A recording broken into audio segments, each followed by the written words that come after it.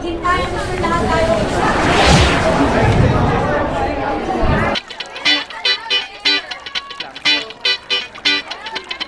Siyempre, hindi na kami makapaghintayan. Sure, lahat tayo excited na yung mga direktor ng The Secrets of Hotel 88.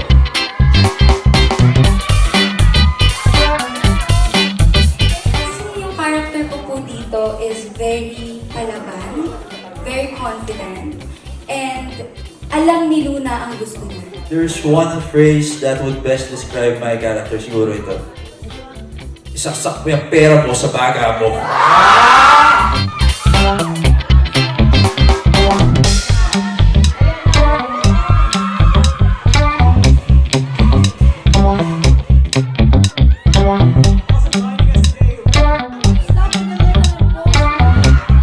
Yung reaction ko sa trailer na to, as in, wow!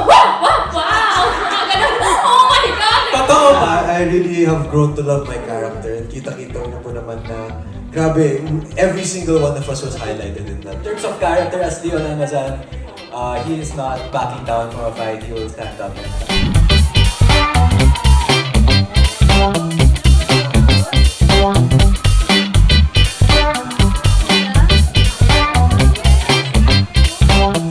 Every time may seryoso na scene, default talaga yung facial expression namin na gano'n. Pwede mo bang may sample o... Ganun! Bubutan ng lakas ng isa't isa. Parang non-verbal man, pero we help each other and we really teach each other.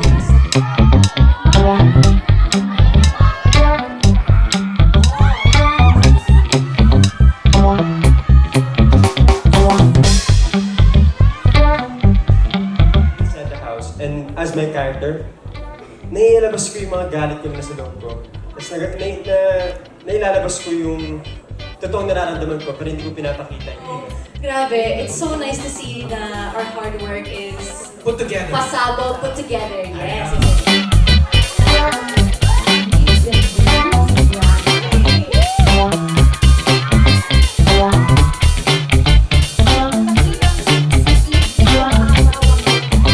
I'm really excited and really proud of everyone. Kasi nakaka-proud na makita na lahat na nasa teleserye kami sama. Thank you also to GMA and to ABS for trusting us because in moments like these again sa taping, so we're given the chance to be together.